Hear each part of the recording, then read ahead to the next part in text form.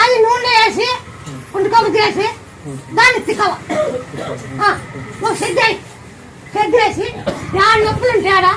దేహాన్మ ఒక నిక్కర వేసుకో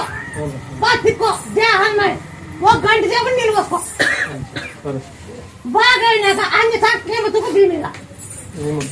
ఏమతుకు అన్ని సాగు భీమిలా ఎప్పటికి 8 నెలలు బెంగళూరుకి పోతే బాగలేడు ఇంటిగా తీసేస్తాము 20,000 అడిగింది 20,000 అడిగింది ఇది అవ్వ చెప్తాదంటే మేము వచ్చలేదు గుడికే స్వామి వచ్చిండే